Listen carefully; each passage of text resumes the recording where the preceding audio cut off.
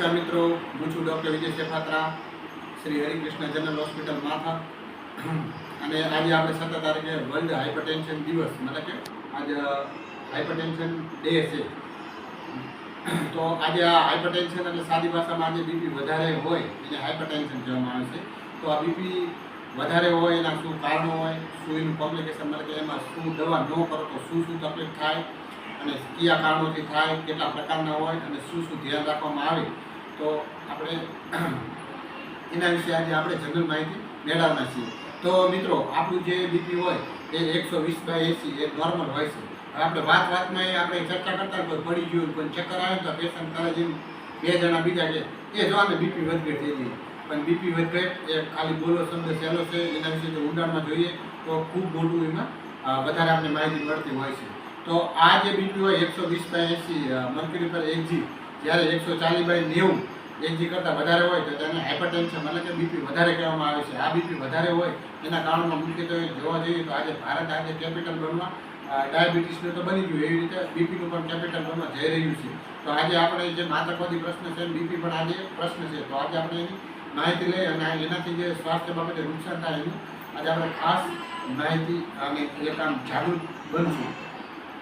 તો જો બીપી વધારે હોય તો આપણે પહેલાં એના કારણો શું હોય, તો જનરલી 35 વર્ષ પછી આજે મોટા ભાગનાને બીપી વધારે હોવાનું જોખમ જોઈ રહ્યું. 10માંથી 5 વ્યક્તિને આજે બીપી જોવા મળી રહ્યું છે. તેનું કારણ એક વારસાગત હોઈ શકે, બીજું કે ઓબેસિટી મતલબ કે વધારે પડતું જાડાપણું હોઈ શકે, પછી નીરસ જીવન મતલબ કે ડિપ્રેશનવાળું માઇન્ડસેટ, ચિંતાઓ, ઉજાગરા, એ બધાથી આપણી બીપી એક કારણ હોઈ શકે. ટૂંકમાં માનસિક તણાવ, આ બધાના કારણે. પછી એ બે રીતે જોવા મળે, એના પ્રાથમિક કારણો અને સેકન્ડરી કારણો. પ્રાથમિક કારણો જેના કારણે જેવી રીતે ઉંમર હોય, ઓબેસિટી હોય, એના કારણે પ્રાથમિક કારણો જોવા મળે. બીજું કારણ અન્ય અવયવના કારણે, એટલે કે કિડનીનો કાંઈ રોગ હોય તો એના કારણે બીપી થઈ શકે, થાઇરોઇડના કોઈ પણ પ્રકારનો રોગ હોય તો એના કારણે બીપી વધારે થઈ શકે. તો આવી રીતે સેકન્ડરી કારણો અને પ્રાથમિક કારણો જોવા મળે છે. પ્રાથમિક કારણો કોઈ ખાસ સચોટ કારણ જોવા મળતું નથી. તો આ રીતે આપણે મિત્રો ખબર પડી જાય વધારે પડતું મીઠું ખાવાથી પણ બીપી વધારે જોવા મળતું હોય છે. તો આ બીપી જે હોય એને જો દવા ન કરે અને આપણે તો લક્ષણો શું જોવા મળે, આપણે કેમ ખબર પડે કે આપણે બીપી આવશે?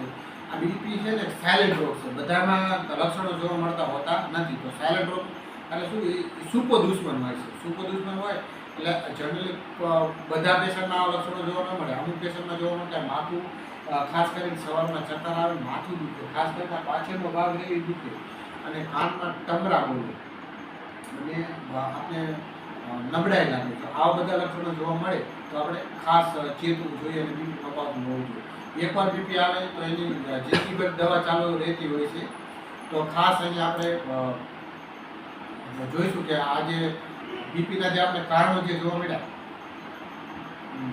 આપણે હૃદય, કિડની, આંખું, બધા ઉપર એનું બહુ કોમ્પ્લિકેશન જોવા મળે. હૃદયમાં આપણે હુમલો આવી શકે, મગજમાં આપણે પક્ષાઘાત, જે આપણે બ્રેન હેમરેજ અથવા બ્રેન ઇન્ફેક્શન કહેવામાં આવે છે, કિડની ફેલ થઈ શકે, હૃદય ફેલ થઈ શકે, અને આંખોમાં આપણે ધૂંધળાપણું અથવા આંખોની નસને ખરાબ કરી શકે. તો આવી રીતે બીપી એક સાયલેન્ટ આપણો દુશ્મન છે. આ ચારે અંગને ખૂબ જ નુકસાન કરે છે. તો આપણે જો એકવાર બીપી આવે તો આપણે ખાસ ફેમિલી ફિઝિશિયન કે ડૉક્ટરને આપણે સતત બીપી મપાવતું રહેવું જોઈએ અને જોવું જોઈએ. અહીંયા ખાસ સમજવા જેવું કેવા કારણોથી આપણે પરેજી શું રાખી શકીએ. તો આપણે જે મીઠાવાળી વસ્તુ હોય એનાથી બીપી વધી શકે છે. આપણે સ્ટ્રેસવાળો જે ટેન્શનવાળો સ્વભાવ હોય એનાથી બીપી વધી શકે. આળસુ ઉજાગરાથી પણ આપણે ટેન્શન આવી શકે અને એના કારણે પણ બીપી વધી શકે. અને તો આવી રીતે આપણે આહાર, વિહાર અને વિચાર, યોગા, ધ્યાન, પ્રાણાયામ, મેડિટેશન દ્વારા આપણે ફરીથી જો રાખવી તો આપણે 100% બીપીમાં આપણે ટેન્શન ઓછું થવાથી બીપીમાં આપણે ફાયદો જોવા મળે છે. 140/90 કરતાં બીપી વધારે હોય તો આપણે તેની દવા અથવા તેની સમયાંતરે મપાવવું જોઈએ. રેગ્યુલર હેલ્થ માટે આપણે બીપી મપાવતું રહેવું જોઈએ. અને આપણે જે કિડની, આપણું જે હૃદય, આપણું જે મગજ, આપણું જે આંખું, એને બીપીથી જે સાયલેન્ટ દુશ્મનથી બચાવવા જોઈએ. તો આવી રીતે આપણે ખાસ જોયું કે આ ચારે એમને એક ખાલી બીપી કેવું નુકસાન કરી શકે. તો આવી રીતે આપણે બીપી મપાવતું રહેવું જોઈએ. અને આપણે વર્લ્ડ જે 17/5/2025 છે તેને ખાસ આપણે યાદ રાખીને બીપી મપાવતું રહેવું જોઈએ. Thank you.